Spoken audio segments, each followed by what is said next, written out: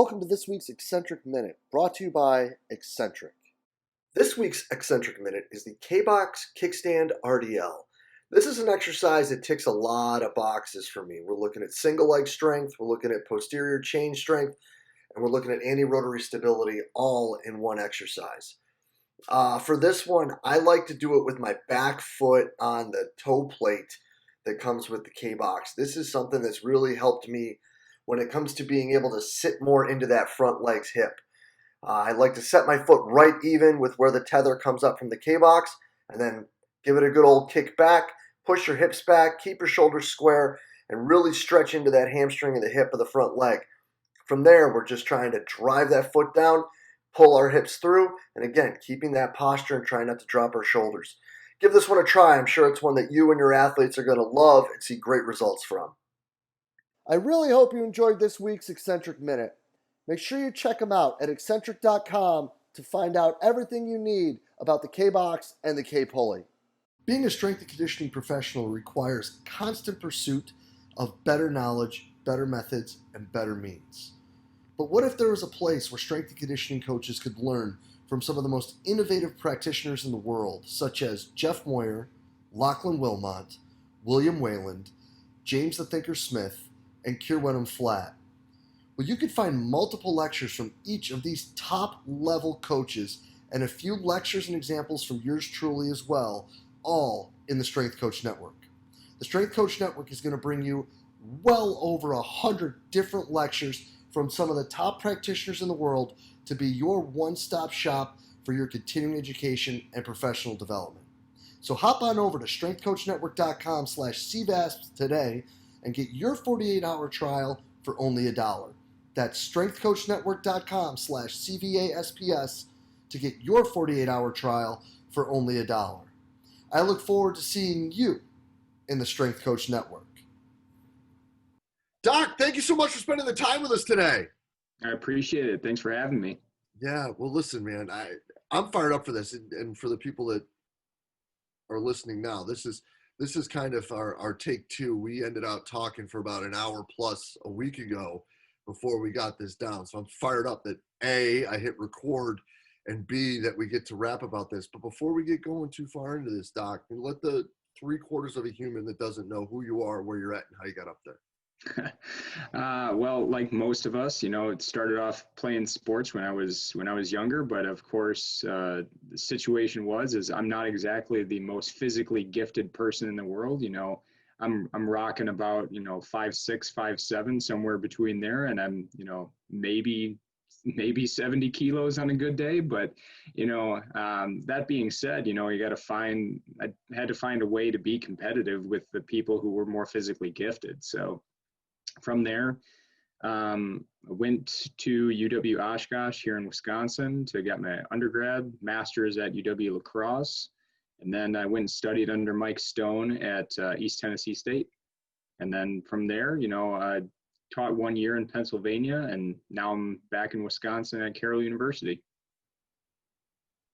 Yeah, and it's funny, on a day that we're talking and it's 22 degrees in Richmond, Virginia, I feel like we're right next door to each other because winter came out of nowhere. It just like 2020 slapped us in the face last night. So it's like, what in the world? Yeah, it seems to be 2020 slapping us in the face every day, but the weather doesn't help. Yeah, no doubt about it. But, Doc, like what we were talking about before, I think that this is something that's really important because I think this is something that both ends of the spectrum in all three directions, when we're talking about research, training, and rehabilitation, kind of have this level of borderline fake confusion. And that's understanding and identifying transfer and how we can sit here and come up with things and ways for us to evaluate what we're doing. And this is really kind of your bread and butter. Yeah, I mean, I think the confusion behind transfer kind of stems from, I guess the original thought is, well, does it look like it? Well, that's what we should do in the weight room then. And I think we get ourselves in trouble a little bit just because we try to train the sport in the weight room when in reality we're training movements in the weight room. Do the movements then transfer? We hope so. But again, we could make the argument all day long that sprinters, for example, spend the vast majority of their time on a single leg. Well, does that mean that they should be doing everything single leg? Well, depending on who you read, it's possible. But at the same time, if you're looking for a true exercise stimulus, you're probably going to be doing bilateral work in addition to unilateral work. From a rehab setting, eventually we have to work from very basic to something that's a bit more complex so that they can return to play. But again, it comes down to the exercise stimulus in the end. What are you giving them? What are they capable of? And then, as we're talking about, how does that then transfer to getting them to return to play? Yeah, and I think that, being this will be interesting because the Stone camp and the Yeses camp on the same call talking about this. I think that where people confuse the Verkhoshansky um, definition is that they look at things and they think same muscles doing the same actions with the same contraction at the same speed, and they think it has to be dribbling a medicine ball or chest passing a medicine ball is the only way for upper body transfer to basketball. Right. Or they think specific angles of how you perform different knee lifts or whatever are the only way that it transfers. When in reality, there's a difference between adapting the part whole method and trying to mimic sporting actions in the weight room. Yeah, absolutely. I mean, I think if you're getting into something as complex as like potentiation complexes, you may have to be that fine when it comes to designing the protocols, because there's an abundance of literature. I did my dissertation on potentiation, and it is a web of, there's good stuff, there's kind of poorly designed protocols, but then there's protocols designed with weaker people, and they're kind of set up for failure. But there's been projects out there that they'll say, okay, we're going to back squat and we're going to try to we're going to do a quarter squat concentric only, and then we're going to try to potentiate a counter movement jump. Well, you did a concentric only action. A counter movement jump has eccentric and concentric. It's performed at a deeper depth. The counter movement actually potentiate, or the movement that you're trying to potentiate. Again, I think we're limited in that regard from a research standpoint, but again, practically speaking, is it going to transfer? We don't know, because the other thing and I don't want to get on a rant of potentiation stuff here, but potentiation complexes are geared really for strength or strength power phases. People who try to do it all year round, you're kind of setting yourself up for failure.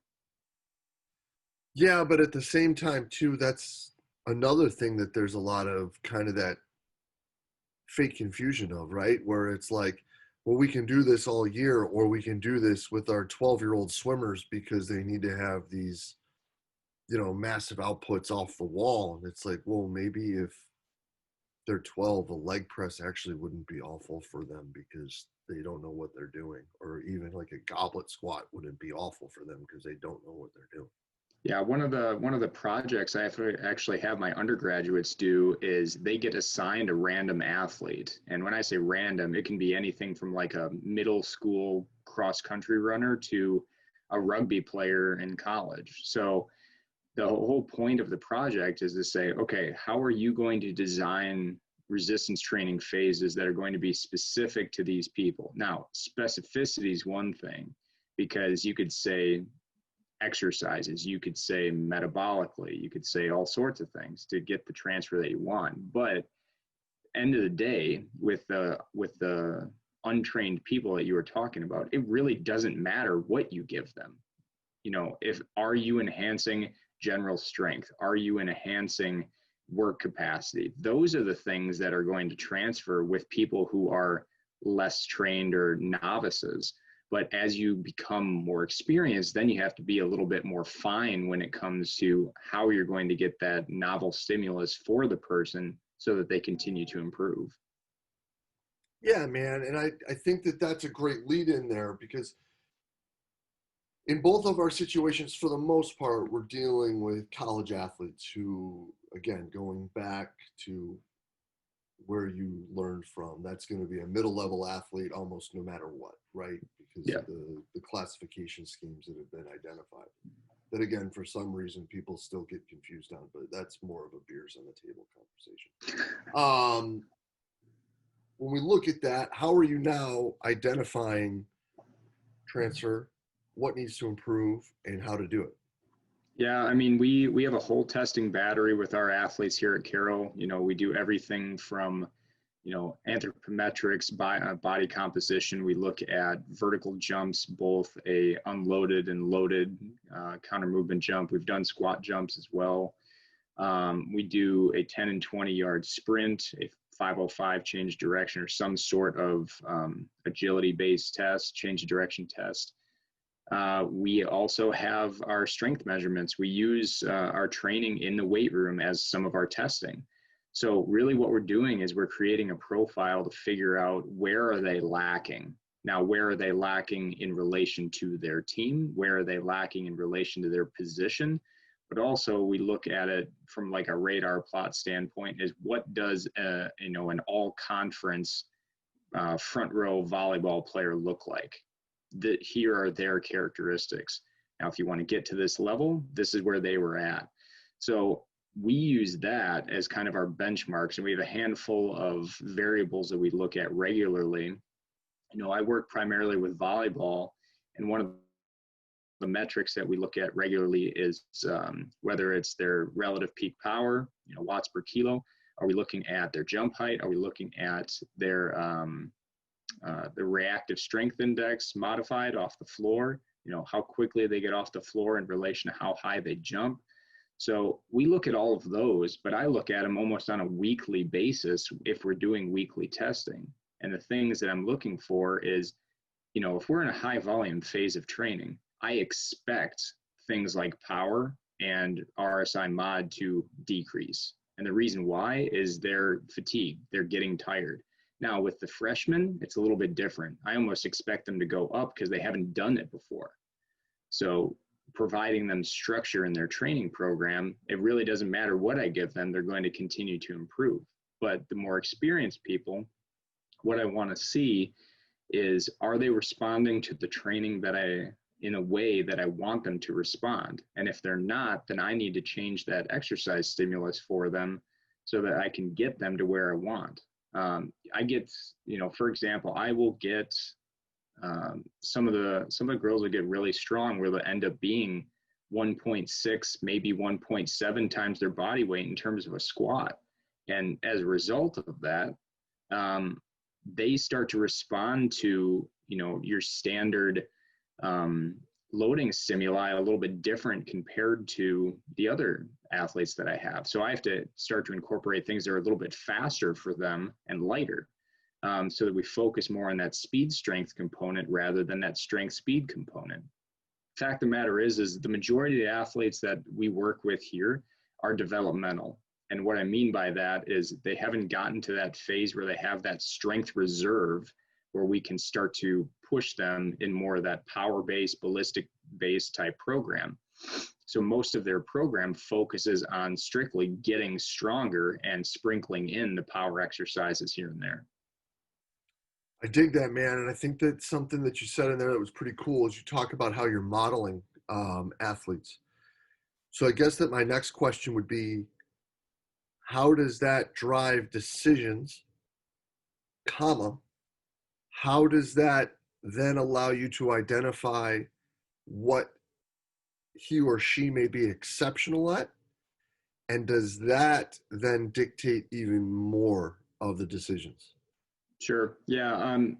For the first part is kind of how does it drive decisions? Well, we have the relationships with a number of our coaches that, especially the volleyball coach, just because we monitor them, generally speaking, more frequently. They train in the lab, so it's easy. You know, hop on the force plates, we'll jump quick, and then we'll start training. But I can take that data that I get and look at trends. And the trends is what I'm primarily looking at is, are we increasing? Are we decreasing? Are we within that 5%? Are we within that 10%, depending on what variable we're looking at? Because if we're trending down and when we're supposed to be trending up, the athlete, in my opinion, is fatigued. And what I'll do is I end up sending that information to the coach.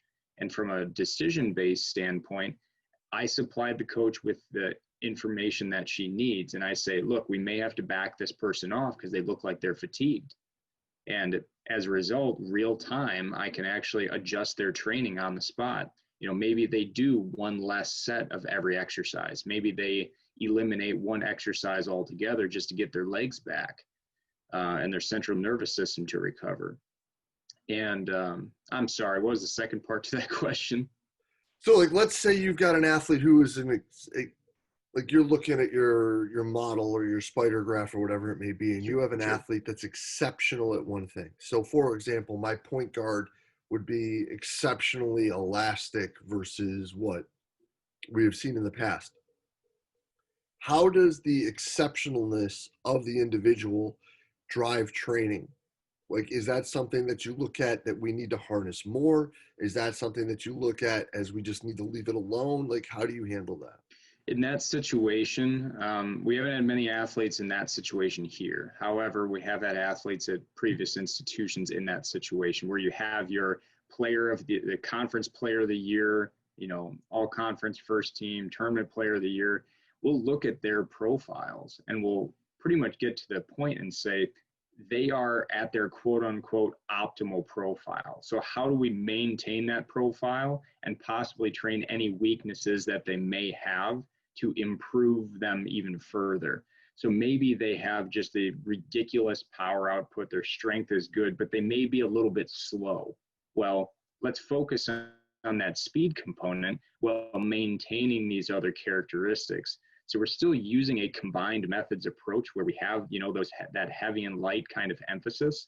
But at that point, when they're at their optimal profile, we're looking to maintain the characteristics that underlie everything else. So if their strength is there, we're going to maintain and or gain with their strength. But we're then going to focus on the speed component if that's what they're lacking. If that's not what they're lacking in, then we'll take a different approach. The fact of the matter is you have athletes and positions that are strength speed people. You have those who are speed strength people. So are they moving under a heavy load? Are they moving under no load? And that's kind of what we have to take into consideration when we are designing these individualized programs. So that's kind of the approach that we take. No, man, I dig it. I think that's great because,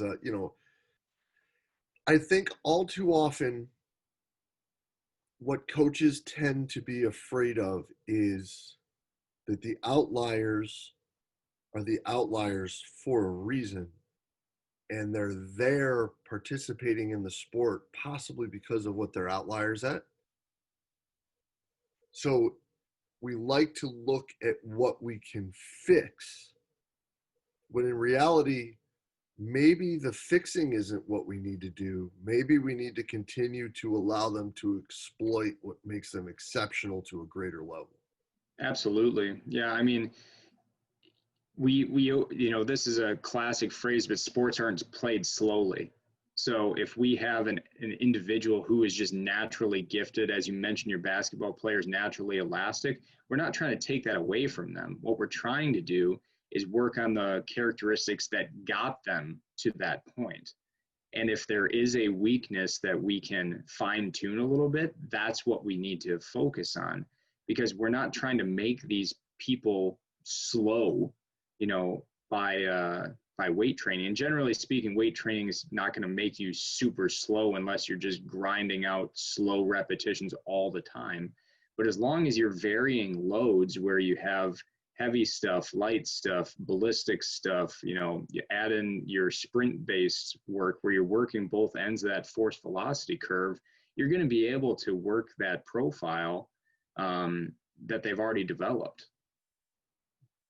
So then let's talk about how these profiles come about and how these models that you're building of what, the athlete should look like.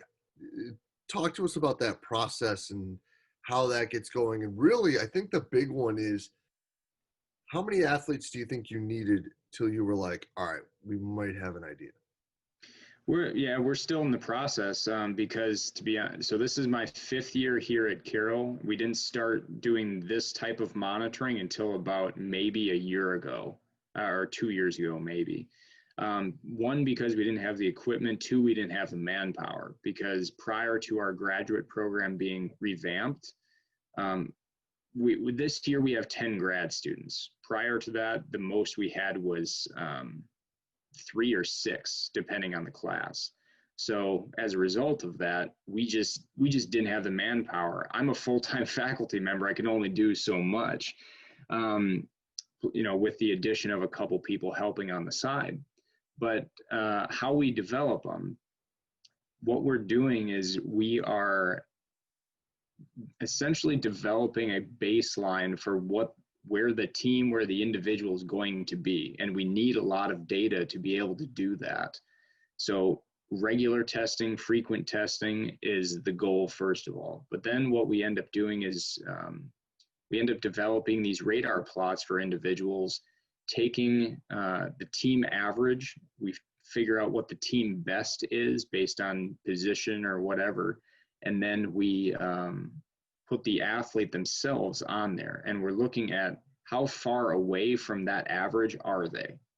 And we're looking at it purely from a statistics standpoint. We're talking about z-scores. So how far away from that average are they? Purely from a practical standpoint, the coaches may or may not be interested. They'll look at the graph, and that's all they'll look at. Absolutely fine, as long as they understand that, okay, being farther out this way is a good thing. Being, in this way is probably a better thing. So in that regard, we give the coaches the information that they want in the most simplistic form that they need. But what we also have done is we'll sit down and talk with them and say, okay, this is where this person is. They may be above the average here, but this is what we need to work on. And then we start to develop strategies of how we can do that.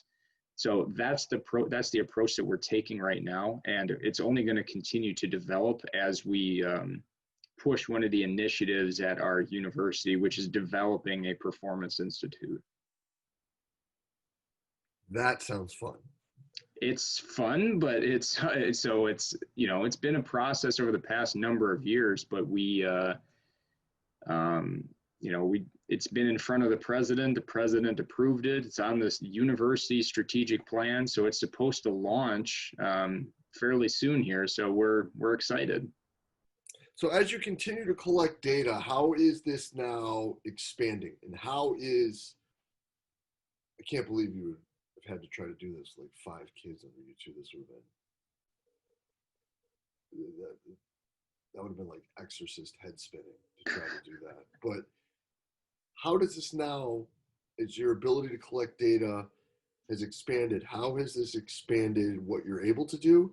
And how is that manipulated isn't the word. How has that altered how the numbers look and the directions that you're going when it comes to the preparation programs? I think above all else, it enhances the buy-in of the coaches and the athletes, because number one, they see what they're capable of or not capable of. Not to say that we have a lot of athletes that are like this, but you have an athlete comes in who thinks they're, God's gift to whatever sport that they're playing. And then you end up in a situation and be like, these are the numbers. The numbers don't lie. Did you put forth the effort? That's the first thing. If we're doing max effort vertical jumps and you put in half effort, yeah, then you're going to get half effort numbers. But it's nice to see the buy-in from the coaches, because they're now seeing the value in it. We moved into a new conference 5 years ago, and we're getting to the point now, being a very small, or a private institution, where it's not enough to just show up and compete anymore. You have to take every possible preparation measure you can, whether it is the physical preparation, the tactical preparation. But what we're doing, and we're supplying coaches with information that they haven't had before. So right now, getting the buy-in from everybody is what is going to enhance our ability to do this. And the thing is once the athletes see it and they're like, oh, well, this person may be here, this is where I want to be. Because if I go and compare and say, well, yeah, you just cracked the top 10 all time, that's a motivating factor. I mean, we just had a jump yesterday of a freshman athlete who cracked our top 10 on volleyball for relative power output. She didn't expect it. And, it was second all time. And the person who was number one all time was all conference. So talk about a motivating factor. And you can tell that the person, when they lift, when they come in to train with us, they work hard, they're coachable. And what it does is it also develops that competitiveness within the team, to see, I want to beat this person. I want to beat them out for this spot. Well, you're going to have to put forth the effort they are. And now that we have the numbers, we can justify it and say, this is where you're at. At the end of the day, whatever can get them to push a little harder is just going to be something that's going to get them to go a little further. Absolutely. I mean, we all love to be in the weight room where everyone is supporting each other. If someone's doing a heavy lift, it's not to say you have to stop everything you're doing. Everyone else just stops and watches that person. The classic 1RM squat or power clean lift where the entire team's sitting around.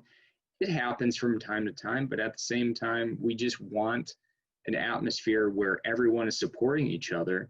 And as long as athletes continue to push, supplemented with that data, absolutely. I love developing that atmosphere. I love it, man. So then let's talk future here with that. Where do you see that going?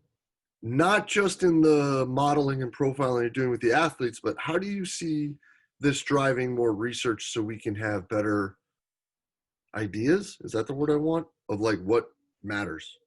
Well, I'm going to be honest with you. There's a severe lack of research when it comes to Division III athletes, and that's who we're working with here.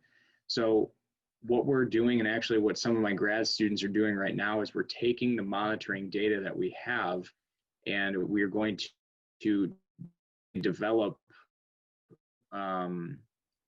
descriptive data for the number of athletes that we have. And I mean, we'll have a sample size of 300 plus, which is just unheard of when you think about some of the research projects that we have. So developing that preliminary data will hopefully help spur other institutions who are collecting similar data to kind of make that comparison. So purely from a research standpoint, we can start to answer questions with these D3 athletes is to show coaches even how much strength can influence certain things, how much the change of direction abilities actually relate to their performance on the field. What we're doing in training from a volume load standpoint, how much is that going to affect these power outputs? It's all of these questions that to a point have been answered with higher end athletes. But again, with these more developmental athletes, we haven't answered those questions yet. And I think it's incredibly important, not only from a research standpoint, but from a practical standpoint in developing programs for these athletes, because we just don't have that data right now. And to be at the forefront of that, the grad students that we have and the opportunities that we have, I mean, it sees the day right now. I dig that. I think that the closer we can get to identifying the population that we actually get to work with and find information that revolves around that, I think the better we are when it comes to growth and understanding. Because I do think when it comes to these things, I think there's two things. I think one, we at times like to get too enthralled in our shiny toys and measurements and this and that. And hey, man, I'm completely guilty here, and let it overtake some of the things that maybe we should be keeping in, right? Where it's like we focus too much on what these metrics will show to make us look better, if that isn't too rude. And then on top of that, I think that we assume way too much off of papers and things about sport X, they run Y distance and Z number of high speed yards or whatever. That's great. Who cares? Like, that team's not your team. Like, you could tell me all day, well, this is how Barcelona plays. Well, Lionel Messi ain't walking into my weight room, so I don't really care what Barcelona does. Like, yeah, it's neat to have that information and to be able to do things around it. But if you can't compare what they have to what you have to figure out where you need to go versus where they're going, I don't understand why anyone still trips over that stuff and is like, but that's how they do it. You know what I'm saying? Yeah, I mean the other thing that we can look at it from purely a monitoring standpoint is we can find value in people, the athletes that are on the teams. You know, we don't have scholarships here. Everyone's technically a walk-on, so we can figure out, you know, maybe this person is better than you think they are. You know, we've had that situation. You know, I think it was the situation that the person who ended up being all conference, you know, our best relative power output on our volleyball team was one of those people. They didn't necessarily have the raw skill as much as some of the other players, but they worked really hard. And it's like, look, coach, like here's what this person's capable of. You know, if you continue to push them on the court or on the field, whatever, maybe they're going to turn into that gem that you may not have known was there. So from that standpoint, it's a talent ID tool. Yeah, which at the end of the day, unfortunately, is happening a little too late. Yeah. Yeah. Well, listen, Doc, this is sensational stuff. Where can people find out more about what you're doing, keep up to date with all the research you guys are doing, and follow along with all that? Yeah, social media on Twitter and Instagram, it's Dr. T. Suchomel. And I believe in my Twitter profile, I think I have a link to my ResearchGate page, which is going to have generally speaking, all the full texts of the research that we've put out previously. So there's going to be more stuff coming out in the future in terms of some weightlifting stuff that we're doing, but also the more our Performance Institute gets rolling, I'll be able to promote that out and everyone can come see what we're doing and what our grad students are working on. It's awesome stuff, Doc. I truly appreciate your time. This is great, and I can't thank you enough for sharing all this with us today, man. And glad we could chop it up again. This is sensational. Thank you. Absolutely. Thanks for having me. Yeah, man. We'll be in touch real soon, bud. Cheers.